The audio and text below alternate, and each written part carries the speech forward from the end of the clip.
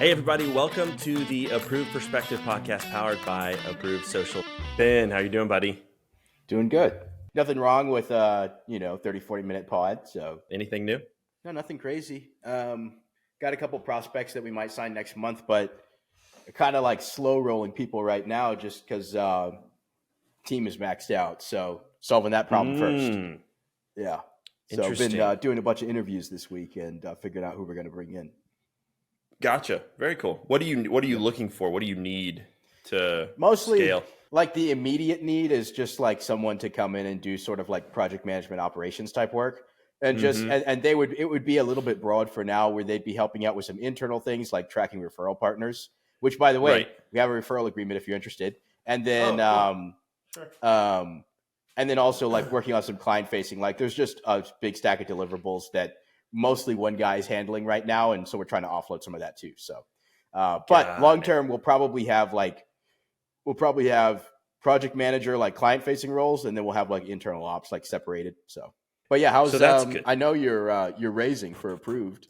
We are. We're raising. We've had some good success. We've got the Geekdom Fund is interested. We've got another fund out of New York interested, and then a few other sort of VC capital people. So I think we're just probably 30, 60 days out from finalizing where we're at now, which is cool because it's a different way to grow than I'm used to. Like, I'm used to bootstrapping my businesses. I started my own agencies, similar probably to you. And it's great. That's a great business model for that. But then getting into something like SaaS and software like this, it goes, okay, you could sink $1 million into a project, and be where you need to be totally, but it's a lot. So it's been such a new journey of raising capital. Yeah, I have a ton of respect for it. Like anybody that actually sells products or software, it's like the operational complexity is so much higher than an agency, right? I mean, and I'm sometimes overwhelmed by the agency complexity, but like it's like we don't have like a warehouse full of merchandise. We don't have a supply chain, right? We don't have developers. We don't have any of this stuff where it's like, if we were running a different type of business, we would. So yeah. Right. One ADHD question for you before we do. Yeah. I love you and me both, buddy. The you and me both. Sticker thing. Yeah. I love the microphone sticker thing that you have. Is that like, where did you get that? Dude. Yeah, so I was going to get a local place to print it for me and then just put like a little sticker, and I ended up just printing it myself at home. No joke.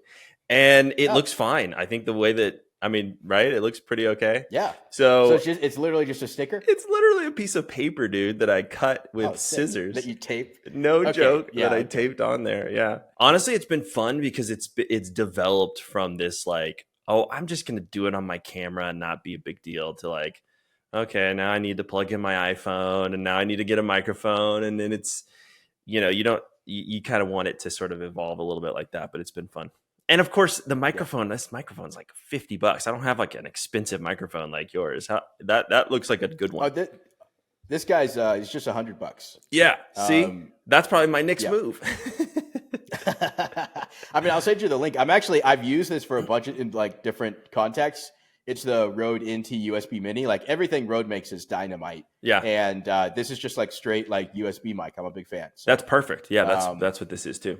No, I was just saying I need to upgrade my game with the whole like iPhone camera thing, because like the webcam's okay, but like your picture is so much better. So, dude, you want to do it? I mean, it takes 5 seconds and it's so good. I mean, you have a Mac, I'm assuming, right? So no, I'm PC guy. I got it. There's a app that I need to install called like Irium or something. Okay. Anyway.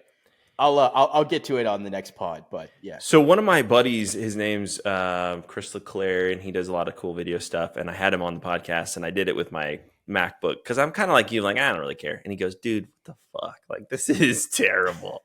Like, come on, man. Like I do videos for a living. Like you're not going to at least plug your phone in." And I guess my phone, I don't know. I didn't even know how to do it. So, but yeah, it's good. The only problem is I still have it set up where it like will sometimes read the little iPhone, the focus, whatever. But anyways, well, let's do this, dude. So what I was thinking is it'd be cool to talk a little bit about what you have gotten into as a marketer every step of the way kind of getting into your agency and going that direction. We have a lot of agencies that sign up for Proof Social. And then I was thinking you could talk a little bit more about sort of that strategy that we talked about the other day of newsletter growth and some of those types of things. And then you told me to pick your brain on something. I can't remember what it was, but we can get into all the details. Oh yeah, I would say when I get into the newsletter stuff, like a lot of people, they ask questions about like legal Oh, that's compliance right. and deliverability, and so it's like we've specifically designed it to be compliant and for your emails to inbox. But when a Cool. lot of people hear like, oh, like we're just going to add cold emails to your list, they're like, oh, Right. so like you're just like you're a quack shack, like you're just going to jam up my, and you're just like, no, like, Yeah. so yeah, You had a bunch and of that's shit optional. quality I mean, leads. you don't have to get into it, but I'm just saying I'm happy to talk about it. So It's always fun. And it's probably going to make for some good clips too, because that is on the brain for a lot of people. Cool, man. Well, let's get started here. So, Ben, thanks for joining us, man, on the podcast. This is going to be so much fun. I have enjoyed being able to look into you a little bit more over the last few years. We've worked together. We've done some stuff project wise over the last few years and run in some close circles. But you've really just sort of taken a stride here, man. And over the last, 2 or 3 years, you've started your own company. You're the founder of another company as well, I think 2. And then you really crushed it with one of the companies that you worked with prior to you founding your own company. So could you just give us a quick background on kind of what's going on in the last couple of years? yeah, 100%, man. And I appreciate you having me on. And Sweet. I mean, likewise, I mean, we've been acquaintances for like a while and have worked together like here and there, but it's really exciting to see what you're doing with Approved Social, and kind of like, honestly, like getting into software is kind of one of my goals. So, Yeah. yeah, Cool. very excited to hear how that goes for you. And I'll probably be picking your brain in a few years about how do you do this and how do you do that. So, Man, I love it. but yeah, I mean, just to give the like 2-minute history on me, I mean, I've been doing marketing pretty much my entire career. At this point, clocking probably 7-8 years. Straight out of college, started working at a string of different startups, and very much like a lot of underfunded startups. Yeah. Being the one-man marketing band, doing the go-to-market, trying to figure out why nobody's buying the thing that I'm trying to sell. Just all kinds of learning curves.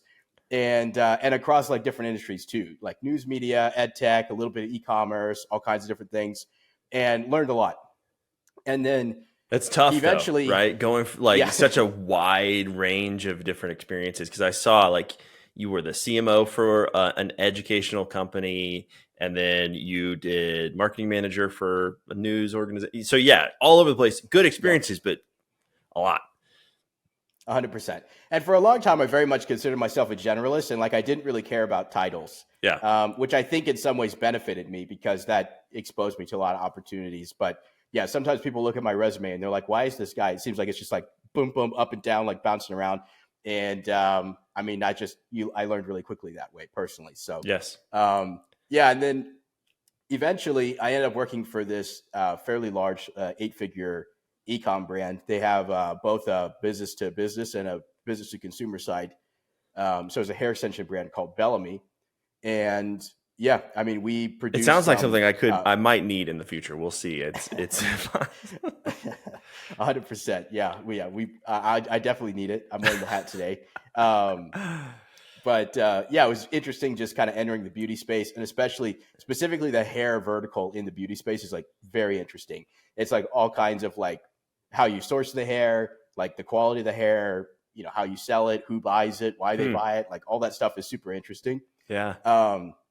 But yeah, just kind of like dove headfirst into that world and was specifically focusing on their consumer brand, doing all of their email programming, their SMS programming, and a little bit of their website conversion rate optimization. And up to that point, that was basically the most specialized role that I had been in and the biggest company that I'd worked at.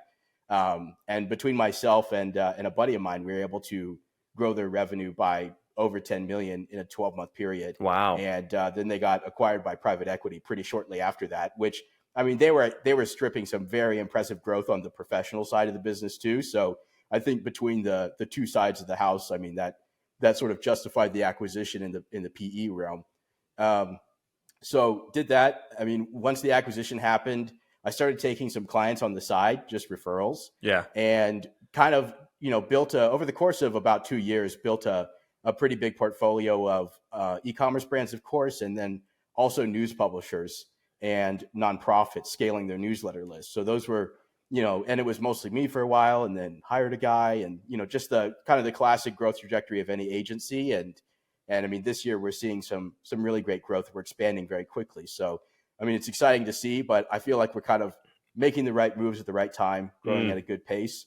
And so right now we focus primarily on the e-commerce side. We'll take sort of inbound leads and referrals. If there's like a strong brand, we feel like we can deliver disproportionate value compared to other vendors in the space, we'll work with them. And then the product that's selling really well for us right now is a newsletter growth package that's mostly been selling for B2B businesses. So like B2B SaaS or professional services. We're scaling their newsletter lists with cold audience activation strategies that we developed working with news publishers. So very cool. All kinds of details we can get in there, but that's kind of how we got here. Yeah. And a lot of times I think the conversations we have are sort of, or I have with folks on the podcast are sort of, sometimes they're very general, like entrepreneurial journey kind of questions and things that we uncover. And I feel like in this conversation, because you have some very tactical experience in what you're doing with the nonprofits and the news organizations, that kind of stuff, I think there's going to be some really key learnings for someone who's out there who goes, man, my business would also fit really well into growing a newsletter and then leveraging that newsletter into whatever conversion that I want to at this point.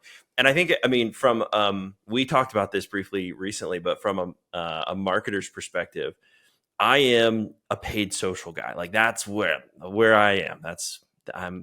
I've been doing that for a long time. However, we talked about this. There are some lead generation and lead sources that have come into play over the last few years that a lot of traditional marketers and paid social guys and others aren't leveraging correctly to build out what their strategy is going to look like, even if they do some ads. But if not, how do they generate those leads for maybe even a lower cost than they would if they were going to go spend a couple bucks a lead on Facebook or whatever? And I think those are the new ways that people need to be thinking about acquisition of their leads, right? And it needs to be a strategy that sort of combines both of those things.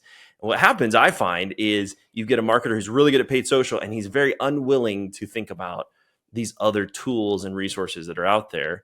And I think what's turning right now, and I'm curious to hear what your thought is on this, but it seems like what's turning right now is with AI, you can get this data so clearly online that why not use something that's going to give you that sort of lead list that you can dial into specifically. This is the type of person that I want. This is the business stage that I want. They're very critical components of things you can't do with Facebook ads that you can with some of these tools that we've talked about before.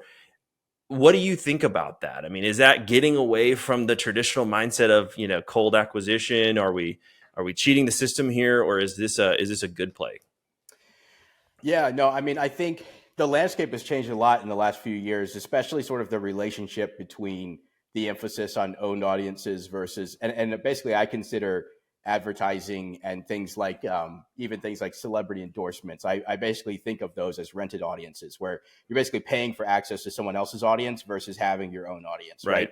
And so, I mean, the landscape has changed a bunch. You had like the iOS 14 update, and then you also had the update, I think it was the 14.5 or 15 update that kind of disrupted some of the email KPI reporting. And then even now, like we're basically a few days out from Google and Yahoo enforcing new policies to kind of crack down on phishing and spam through email channels. So like there's been lots of changes happening. And then especially in the US too, on a state to state level, lots of changes happening in like privacy laws, like how can you source data? How can you use it? How do you honor like consumer opt-outs, like globally, like all these things. So a lot of complications, I would just say across the board.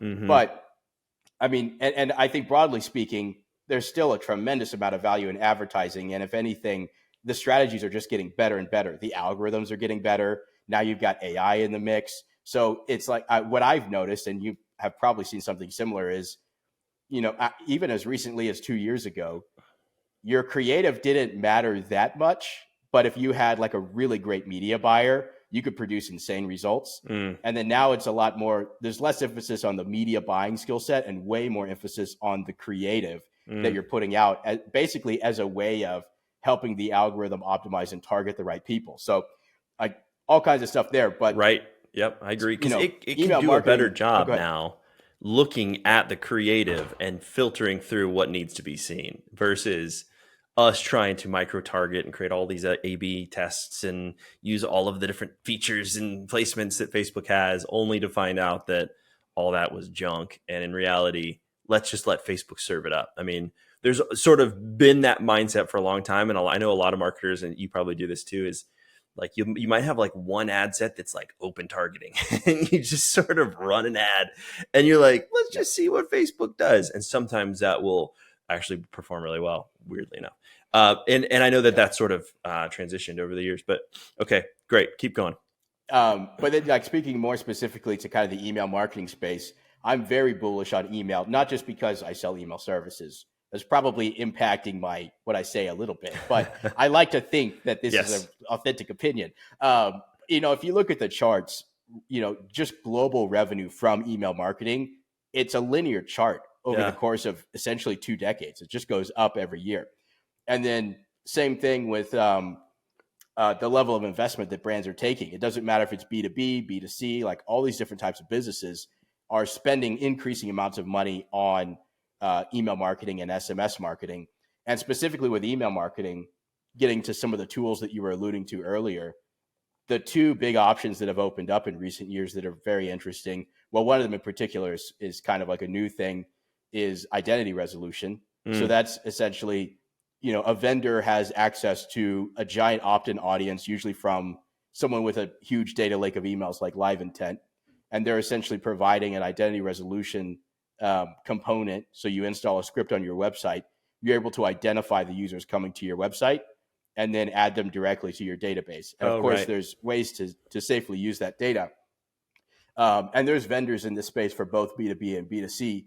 But every time we've used a tool like that, we've seen pretty tremendous ROI from like a cost per email and a revenue perspective, even for smaller brands. Generally speaking, it's best if your web traffic is above, say, 20,000 users per month on average. But even at a smaller scale, it can be very profitable, depending on which vendor you're using.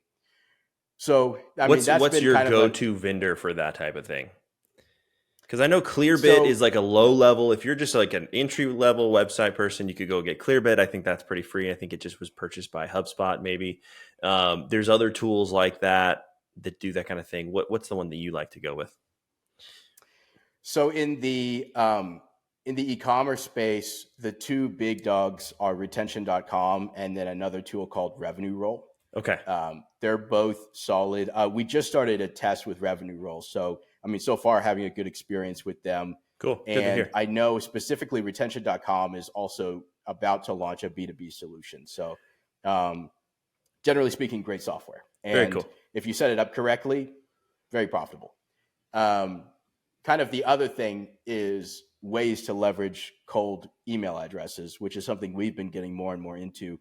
It's interesting because it's very uncommon in the DTC space and even like the B2B SaaS space. There's a lot of businesses out there that have what's considered like a cold email outbound strategy, where you just assume you're going to get a ton of spam complaints. You spin up like a dozen different domains. You just burn them to the ground, just doing outreach. And at least my observation in really the last 12 months or so has been that a lot of brands are complaining that we've kind of hit saturation, like a point of diminishing returns with that strategy. And I think it depends on your business vertical. It can still definitely work in some areas, but SaaS particularly has been struggling a little bit. So that's where identity resolution solutions can be really handy. But then also to your point, there's a ton of these vendors that sell cold emails, and they're getting better and better with AI and all these different innovations in technology, where you can go to a vendor and essentially say, I'm looking for B2B SaaS companies doing at least 7 figures, with 50 employees who are in this industry.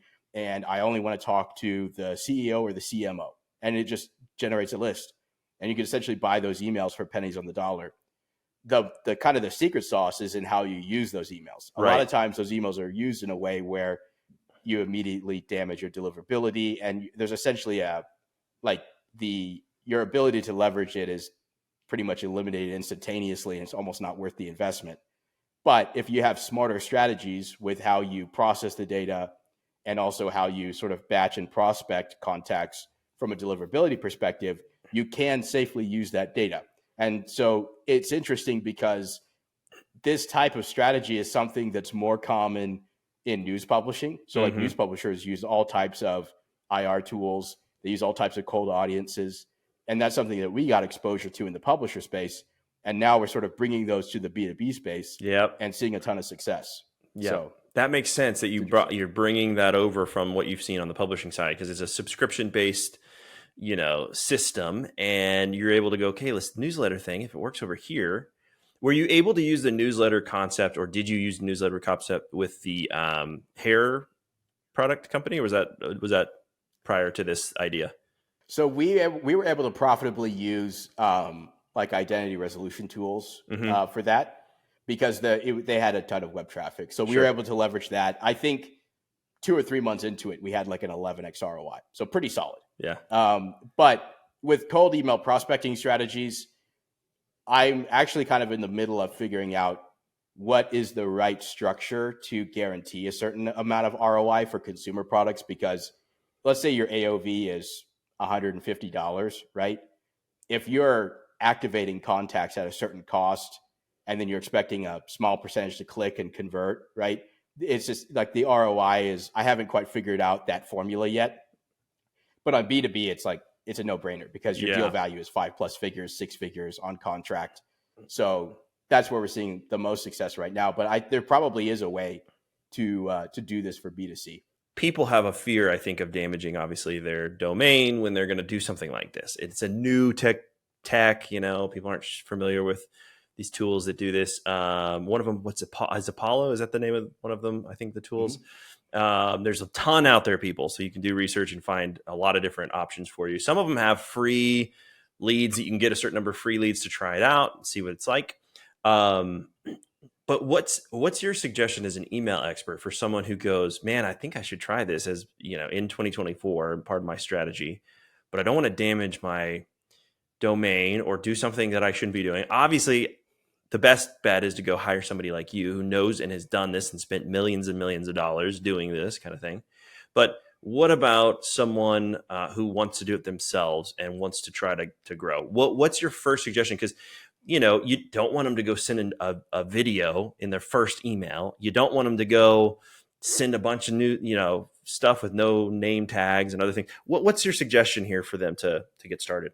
Yeah, so I would say, and this is true for anyone who's sending emails in bulk now with the new requirements from Google and Yahoo, which is you want to make sure that your sending is authenticated. So every domain you're sending through, you have DMARC, DKIM, SPF records, and you can Google all of those and pretty quickly figure out what they are and how to use them. And most email platforms essentially just hand them to you if you look for them. So definitely setting those up. The other thing I highly recommend doing is setting up Google Postmaster. It's free. You just go to postmaster.google.com.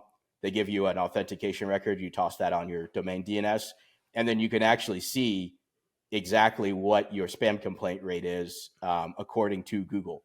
And that's particularly important now because there's essentially a hard threshold that's going to be enforced, which is 0.3%. And if that sounds low, that's because it is. And our benchmark for all of our clients is 0.1. In some cases, if someone wants to grow aggressively, we'll tolerate 0.2. But at this point, you're going to start seeing some pretty big drops in deliverability if you're ever exceeding 0.3. Yeah. So, and a lot of people are. A lot of people are exceeding 0.3. Yes. Like, let's say, when Ben says, hey, we try to keep it 0.1, that's impressive, people. Like, I've done this. I've seen people do this for a lot of big email companies, and a lot of them are not even close to that. So they're gonna come up into some issues there. So good tactical tips. You can go to Google. You can do that. You can go and get the records that you talked about. Make sure those are accurate, and that way you're keeping track of what Google's seeing, which is important because if you just sent an email, you can go, okay, shit, I got a bunch of spam on this email. I need to figure out what's going on here. Is that sort of the best way to do it? Yeah, so that's the basics of essentially the setup and like the numbers that you want to monitor. Mm-hmm. The other thing that you're going to want to do is, especially if you're buying data from a vendor like Apollo, you absolutely have to validate the list before you do anything else. So as soon as you download that list of emails, you can go to vendors like Zero Bounce or Kickbox pretty affordably, especially for smaller lists, and just make sure that the emails that you bought are deliverable. And with purchase data, it's not uncommon for half of them not to be. So, like, pretty much instantaneously, your list is going to get cut in half, and that's normal. Interesting. And then you know that the addresses that you're pulling are actual inboxable email addresses. They're not spam traps. They're not old emails that somebody's not using anymore, that type Right. of thing. So once you validated it, other than that, because the deliverability benchmark is effectively a ratio, it essentially just comes down to your send volume and what you can sustain from a spam complaint perspective. So let's say, for example, somebody already has a newsletter list with 10,000 people on it, and they're hitting that list once a week, and everything's healthy. Spam complaints are practically zero. It's an opt-in list. They're getting high engagement with their content. In terms of like recommendations, if you're going to try to do this yourself, I would say basically just try adding those contacts in extremely small batches. So, if you're at 10,000, I would literally try adding 100 emails and send your next newsletter, and then see how that goes. Like, look at the number and make sure that you're not clocking any bad metrics. And then if that works, maybe next week add 200. But generally speaking, I don't recommend adding more than 10% of your send volume in cold emails within a 30-day period, right? So essentially, you'd be looking at, if you had 10,000 people on your list, I definitely wouldn't recommend going over 1,000, and I'd recommend like paying close attention to doing numbers a lot smaller than that first, just to make sure that everything's working. Wow. When we do this for clients, we also use some more advanced tools for both for monitoring deliverability and for processing the data.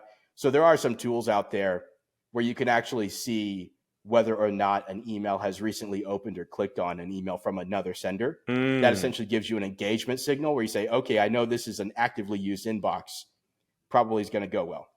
Nice. The last thing I'll say on this, and then I'll stop rambling for a second. No, this is great. Is the real X factor in all of this. So you've got setup, you've got deliverability monitoring, you've got your KPIs. The X factor here is the content. Yeah. So if you've sourced an audience that specifically say it's, that B2B SaaS scope we talked about earlier, if you're sending them content that's just direct response offers or it's essentially irrelevant to them, they're more likely to mark it as spam.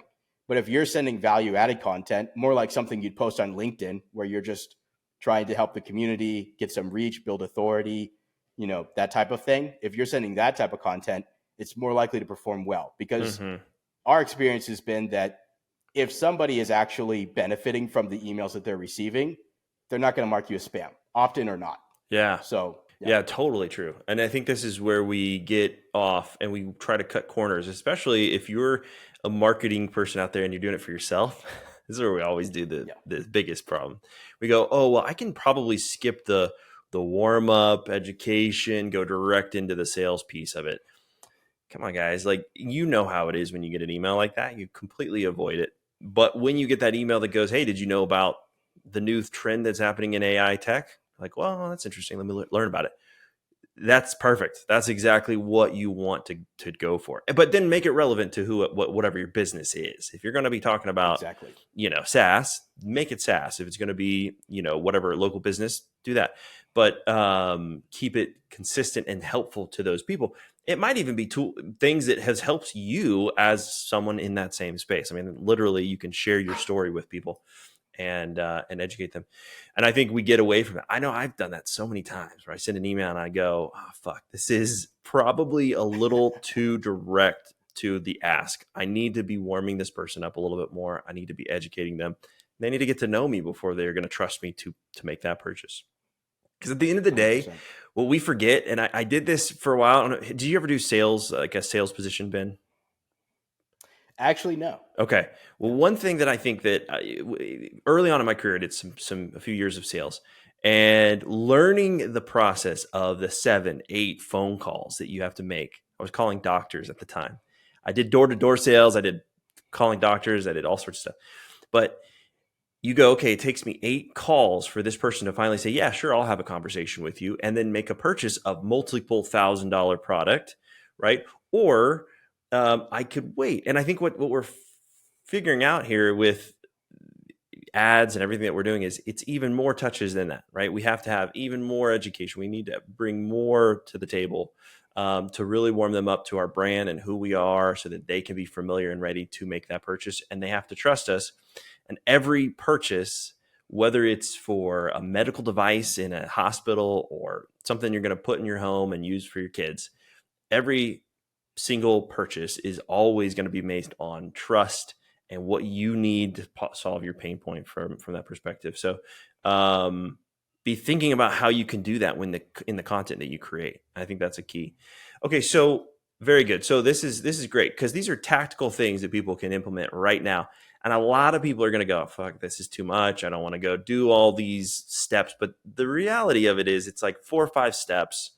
And you can grow your email list by hundreds of people, thousands of people once you warm it up and get it to the point where you can every month pretty much on autopilot to some extent. Right, Ben? Yeah. Yeah. No, 100%. And your capacity, because it's deliverability is essentially a game of ratios. So as you grow, your capacity to grow increases, right? If you have 50,000 people on your list, the number of cold contacts you can add is a lot more than when you have 10,000, right? Mm-hmm. So it's about focusing on that slow and steady growth, making sure your numbers stay in check, and just making sure you're clocking growth every week, every month. And then outside of that too, I think to your point, what we've seen success with as well is if you do need to send direct response offers, right? Eventually you need to tell somebody, hey, like we sell this thing and we think you should buy it, right? And here's why. But when you do that, if you've got a consistent newsletter list that's clocking good metrics, take a segment of people who have engaged with 5 newsletters in the last 2 months and hit that segment. Because they're going to believe more in your authority on the subject matter. And B, because they're a highly engaged audience, they're going to be more forgiving of a direct response offer like that. So that's a great way to go, is you're essentially warming up the list with value-added content and authority, and then you're converting them, but to a tighter segment of engaged contacts. With these emails, are you sending them from a person or are you sending them from a brand? It varies on basically the organization's goals. Okay. I prefer from a person. I mean, and I think for obvious reasons, but branded emails can work too. Because I would think when you're selling and you go to those direct response sort of emails that you're sending out, like, are you, is that more of a personal email? Like, hey, I'm Ben from the SaaS newsletter and I wanted to talk to you about the product that we have here. That kind of a thing? Or is it generally more blended into the content? I mean, you can absolutely place offers in your content, essentially sponsored placements. Mm-hmm. And that can either be a revenue stream where it's like, hey, we have this newsletter list and we basically sell placements. Or you can essentially just give that placement to your own business and say, hey, we're going to add we're going to provide some value. And then if you're actually halfway down the newsletter, we're going to show you something that says, get 30 days free, whatever the offer is, right? So, I mean, in content placements can do well, and then dedicated emails too. And I think if you're sending to a highly engaged audience, the exact details of, does it come from a person? Does it have a personal tone? Is this a designed email or is this plain text email? Those details kind of matter less and less the more engaged the audience is, if that makes sense. Mm-hmm. Absolutely. It's interesting because you see some strategies, I'm getting emails all the time from people who do it's just very plain email. It's just looks like it just was from a friend or something versus the one that's gotten the banner and the HTML code and everything created. When you're sending an email for the first time to a new list like this, since we're talking about mostly cold right now, cold outreach, are you concerned about that at all? Is that a thought on like, do I want to send something that's a very coded, professional looking email, or do I want to send something that's more of an opt-in kind of an email that's very basic? From a content perspective, I mean, it's going to sound redundant, but it really depends on the business. So, like, just to give some examples, we have like an in-house e-com newsletter that's more or less doesn't have an identity other than saying it's the DTC dispatch, right? and then it just has news and trends and updates. And we see good engagement with that because we send it to people that are interested in that kind of thing. They work in the industry, they see news about DTC, they're like, all right, I'm in, this is interesting. And then on the flip side of that, we work with one of our clients. They build personal brands on LinkedIn and Twitter for clients, right? And so, but the guys that run the agency, they have huge followings on LinkedIn and Twitter. So the emails come from them, and they're more plain text, kind of written out like, hey, here's some tips for building your personal brand on LinkedIn. And if you engage with that type of content, you're probably in scope for being interested in their services, right? But it's about that providing the value first, coming from an identity. Like for them, that makes more sense. But for other newsletters, it's like there may not even be a name attached. It may just be essentially a content brand, if that makes sense. Right. I think the best bet, and I've learned this over the years, is to look at someone who's doing it really well and model after them. So if you're out there, you're thinking about, hey, do I go after my brand or do I go after myself? Do I make a personal brand? Look at somebody else in your niche, your vertical, wherever you're doing stuff, who is a few steps ahead of you and maybe many steps ahead of you, and model after the person who's the expert in doing that thing. You don't copy them, you model after. And I think there's an idea in marketing where people go, oh, it's kind of gross because we're always copying people. No, you're not copying people. You're flattering them by telling them that this is the expert. It's like if Coca-Cola was out there and you wanted to start a soda company, you wouldn't look at Coca-Cola as an example of how excellent they've done and grown their brands. Of course you would. So we always are looking to people to model after that are good at what they do. And at the end of the day, you model after them maybe until you pay them to do the work for you, because you're just trying to grow to the point where you can go find and hire that expert that's already done the thing. For sure. Okay, so most of the time you're focused on email. And are you ever branching out into SMS? Are you ever branching out into any other messenger bot type things? What else are you working on primarily with the brands that you work on? We do SMS, but the regulations with SMS are much more strict. And so and also just to be clear, like pretty much all the email strategies that we just talked about are essentially US only. US is still kind of a wild west with data privacy laws, but once you get into Europe, Brazil, a bunch of these other regions, the regulations pretty much prevent this from happening. You have to do traditional lead gen, clear opt-in, in some cases double opt-in, opt-out, all these different things, which do increase your marketing costs quite a bit. So, but in the US, it's like you need an address at the bottom of your email, you need an unsubscribe link, and you're ready to send, right? Yeah. Just don't send spam and you'll inbox pretty well. So, and then on the SMS side, it's much more like that in the US as well, where you need explicit consent. You need to provide clear opportunities to opt out, things like that. So we get into SMS with brands when, for example, they're getting a ton of traffic. We're running opt-in units. Those opt-in units are successful. And then you're essentially doing a two-step where it's like, okay, like opt in for your email to claim this offer, get this content, whatever it is. And then also providing an SMS opt-in unit of some kind that has like the legally required language to say, signing up is not a condition of purchase, reply stop to opt out. You have to say all of those things up front. So we do SMS, but because it's so much more regulated, the volume we can do with it is just a lot lower. Yeah. And then we haven't really gotten into messenger bots or anything like that. Honestly, like a lot of paid advertising agencies sort of handle that. So it's not something that's really been requested or that we've needed to get into. We may someday, but frankly, the blue ocean of email marketing is big enough that'll probably take up our time for quite a while. Yeah, no, it's a huge opportunity, and it continues to be that thing. It's like, I don't think that we will have something that replaces it before it sort of becomes maybe obsolete for the younger generation. Maybe the younger generation sort of slowly start, Gen Z, I guess, would sort of slowly start to say, okay, we don't need this anymore. But I think still it's sort of this address for people. It's kind of the go-to place. Like, yeah, social media, you might have to make a new one if you get hacked or something weird happens, whatever. Your email, you try to keep like at least your very personal email so that all your friends have that one. So, I feel like there is something to that. Even as a kid, I know the younger kids, that my nieces and nephews and stuff, they still have their email address. They just don't use it like we do, but it's still an important part of their life and what they're doing.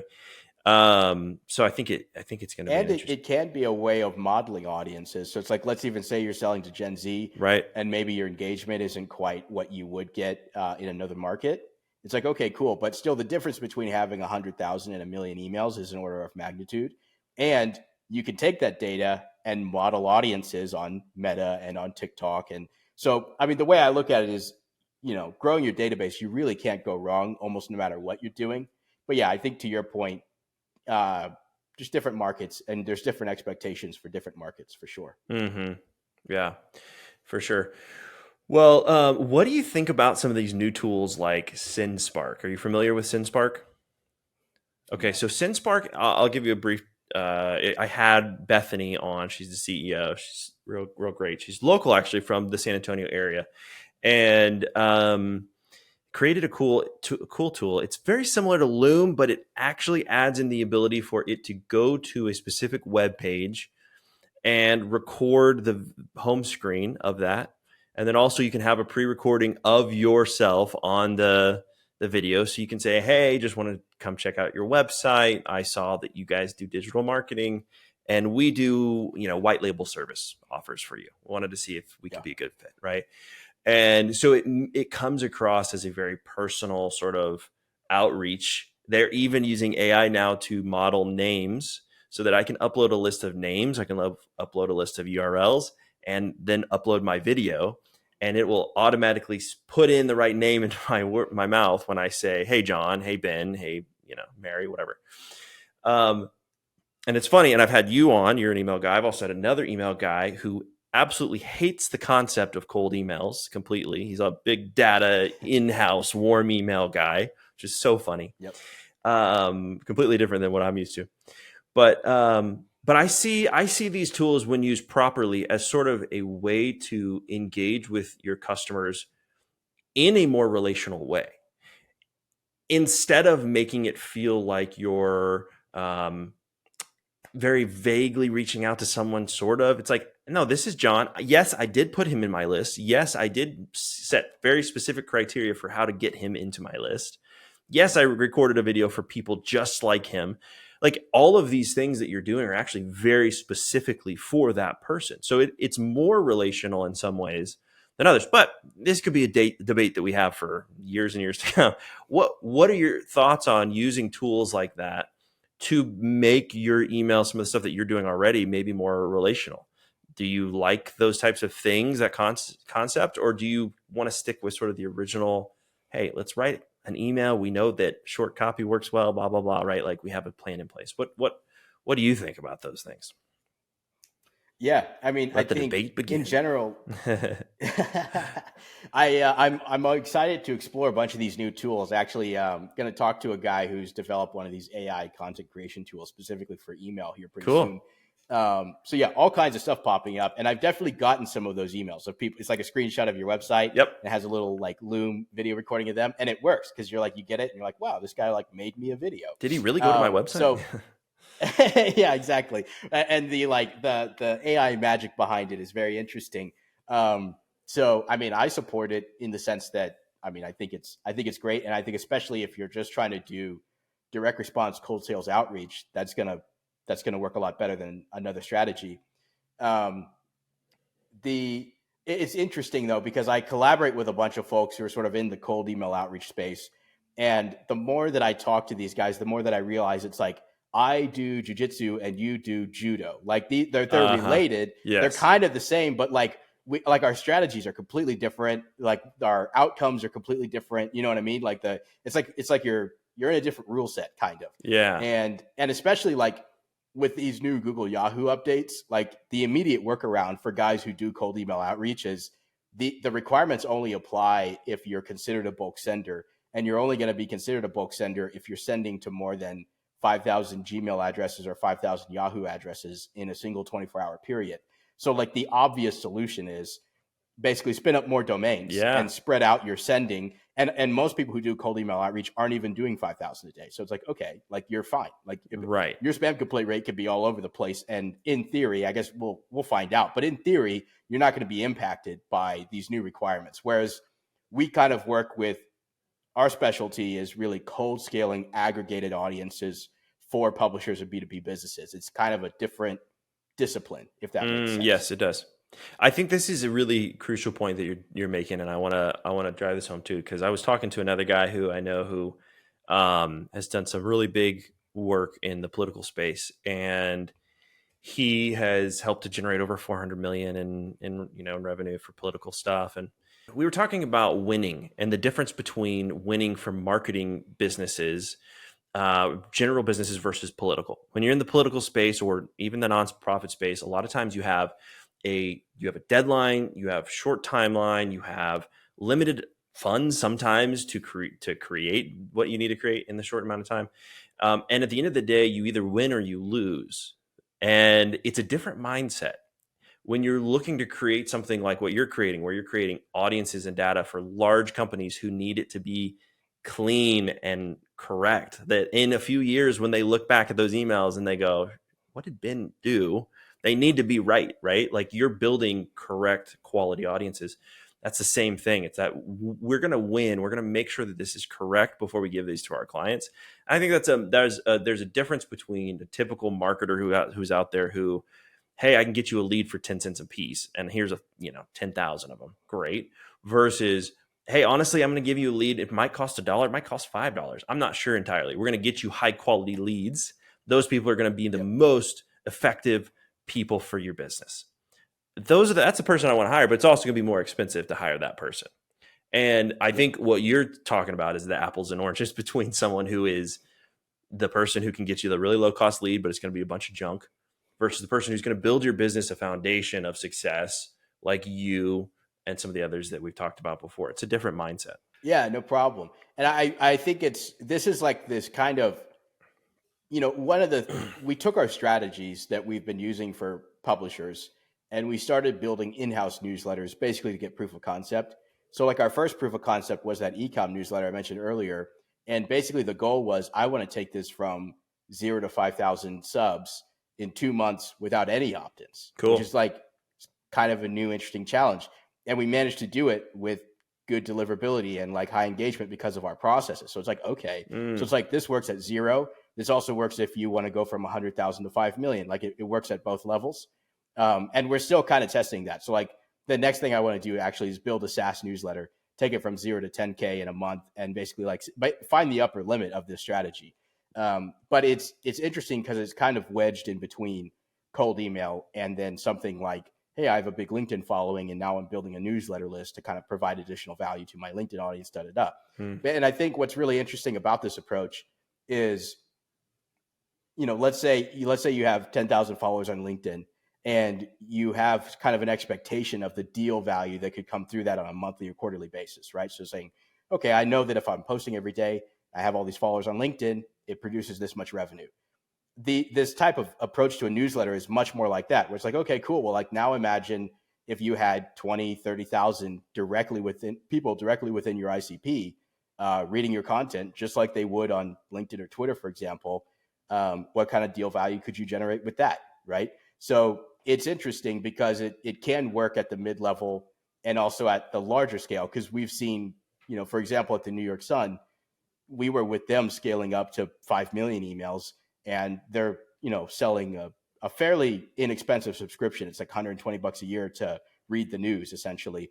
And, it's wildly profitable for them to cold scale with emails and convert even into a product that's that inexpensive. And I mean, and in a sense, it particularly makes sense for them because they don't have, product costs. It's just overhead for them. And then they sell a subscription. Yeah. And so, strategies like this can work for different types of businesses. And that's something that we're kind of exploring right now with a bunch of different brands, is saying, all right, like how well does this work here versus there?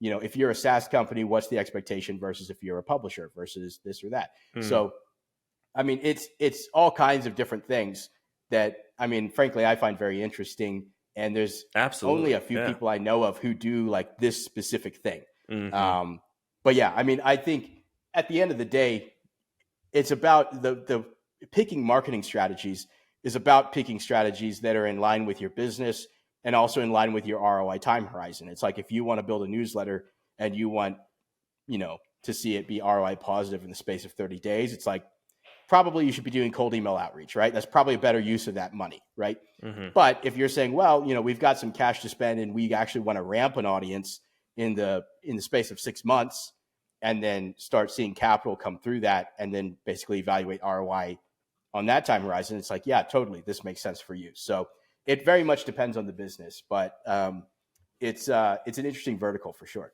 Do you get pushback on the idea of generating leads through these data sources versus, hey, we're going to go out the old fashioned way and run ads and generate leads using lead magnets and all this kind of stuff? Do people sometimes? Yeah. So, yeah. And I think, if it's B2B, to your point, with tools like Apollo, you can scope your ICP pretty much exactly. Right. Yeah. So it makes a ton of sense for that. I think as we're exploring with other clients, and about a lot of these data vendors too, where it's like, you could scope all kinds of stuff. You could scope based on religious affiliation, household income, like there's all kinds of data out there. And so it's more about making sure that you're buying data that's a good match with what you're trying to do as a business. And then you're following best practices from there. But yeah, the big X factors, just by changing data vendors, I've seen a 2X improvement in performance before. So it's like data vendor matters a ton. And then content matters a ton. It's funny that we somehow don't realize that. Like, look, guys, if I give you a food from your favorite restaurant versus the gas station, you're gonna know which one it is. Like, and you're gonna know for probably days because of what's gonna happen to you. It's the same thing with what data you put into your systems. You're gonna put a bunch of shit into your systems, you're gonna get a bunch of shit back. Or you can invest in more time consuming, more expensive solution, but it's going to be more effective and more elegant. And that's just how it is. But I think for some reason with data, we go, okay, well, this list is $1,000 and this list is $5,000. I'm going to go with the $1,000 list. It shouldn't matter unless it's actually sendability, deliverability or some sort of open rates or some reason that you're looking at for this list. I had an influencer group that I was going to try to hire for Approved Social, and they have a massive digital marketing audience, people that we want. And their email, they wanted to charge, I think it was $50,000 to send an email through their platform. And I thought, okay, well, I get it. Like, it must be really good open rates. And I said, can you send me some stats and some information? Oh, we really don't share that information. It's like, well, then I'm not going to pay you $50,000. And I remember talking to her on this call, and she was explaining their benefits and some of the things they do. And I go, you're a digital marketing group, but you're missing all of these opportunities because you're not, surely no one's buying these emails from you. Because if there's a digital marketer who's going to this other digital marketing group and buying an email with no data, that's insane on the list quality and all that kind of stuff. When you're talking about that with someone and you're recommending purchasing data, what's the first thing that you do to prove, hey, this is a good data source or not? Yeah, honestly, the two big variables, I'll say three big variables that you want to take into consideration. And again, this is why, you're exactly right, asking for some numbers, because you need to know these numbers to know if this is a sensible business decision, right? Yeah. So you need to understand how big is the audience? How many people is this going to go to, right? Which may not be their total active audience. It's probably a segment of that audience. So it's how many people does this go to? And then on average, how many people are going to click on my offer, right? Those are numbers they should know, sure, off the top of their head. And then once you know, okay, whatever it is, I'm going to expect 500 clicks. I'm going to expect 5,000 clicks, whatever it is. Then the rest of it is up to you, where you can say, okay, well, I'm sending them to a landing page that I know converts at, 30%, right? It's an opt-in. And then I'm going to call them, and I know that those leads are going to convert at 5%, right? And then you just do the math. Is it worth it or not? And so I think for every business, it's that's a calculation you have to do. And when we're working with clients who want to pay attention to that more closely, we essentially give them projections of saying, okay, we're going to get your list up from here to here in this space of time. It's going to cost this much to get it there. We're anticipating this many people are going to click. And then the rest of it is information they provide. It's when they go to your properties, at what rate are they converting? Mm-hmm. Basically, how does your sales team perform? If you have a performance sales team and your AOV is high, probably this makes sense. If maybe the sales team isn't that performant, or if your order value is lower, or essentially your deal value, then maybe not. So yeah, you've absolutely got to know those numbers. Yeah. And it's not, if you feel or you sense that it's not what it needs to be, I mean, if they're not giving you those numbers, I was just like, okay, I'm out. Like, I appreciate the conversation. Y'all have a great list and a great audience, but there's just no reason for me to ever do that. And okay, cool. Well, so I think there's a lot of cool things that people can dive into with this, but I think the biggest takeaway from this is, if you're not out there using some of these tools to start growing yourself organically, paid with a little bit of money through Apollo or these other tools, you should be doing a little bit of that. You should do some verification that Ben talked about, going out and making sure you have those lists, making sure that you have, what was the Google Postmaster. Yeah, that's a great one. Go do that. And then start looking at the numbers. And so I just added 100 people to my list. What happened when I sent that email? Did I see a bunch of spam issues? Okay, well then maybe that's not a good data source for me, or maybe I need to go look at something else. But even bigger than that, I just got to get started with it, right? Ben, I mean, how often do you talk to clients who are not really using their emails very well? It seems like constantly, whether that's from building email lists to go run ads with, matching data to other things, upsells, just emails, newsletters, other things. They're not doing it. They're just sitting there. Is that like a huge part of your business? Is like, I mean, people come to you at sort of a different end than the beginner, email marketer. You're on sort of the higher level there. But when they come to you, are you still finding opportunities where you're like, what the hell? Why are they not doing X, Y, and Z type of thing at this stage of their business? 100%. And it's like, it doesn't matter if it's an e-com brand, a B2B brand. If they drop me into the account, it's like I've even bumped into precious metal companies where they have 100,000 past customers and 500,000 total emails. And it's like, they're just like not sending emails. And it's like, okay, well, if you sent some emails, you'd probably make a lot of money. Yeah, you'd probably easily make some money. Yeah, you don't even have to do growth. Like, literally just use your list. So, obviously in a smart way, but I see that all the time. And then especially with e-com brands, usually we come in, sometimes they have strong opt-in offers where it's like, all right, this is like performing at the level we'd want to see. But they're usually not using identity resolution, or they're missing, that was a good one. 5 of the 10 different automations that we recommend, right? It's just, there's all kinds of different strategies. And so, yeah, for anyone, even if you're not looking to hire, I just highly recommend studying it within your space. If you're in e-com, if you're in B2B SaaS, go follow a couple people who talk about this kind of thing and start applying some of these ideas, and more than likely you'll see the revenue grow. Absolutely. Very cool, Ben. Well, Ben, I appreciate your time, your wisdom in the email space. If you're looking for someone who is going to be able to scale you to a much larger level in your email world, that you're actually you're getting good levels under 0.1, 0.2 spam, which is insane. Look at Ben and what he's doing. Remind us the name of the business, Ben? It's Noble. Yeah, so Noble is kind of our e-com side of the house, and then our newsletter offer is called Forward. It's just FWD, and if you want to learn more, you can go to fwdnewsletters.com and learn all about that. fwdnewsletters.com. Give them a try.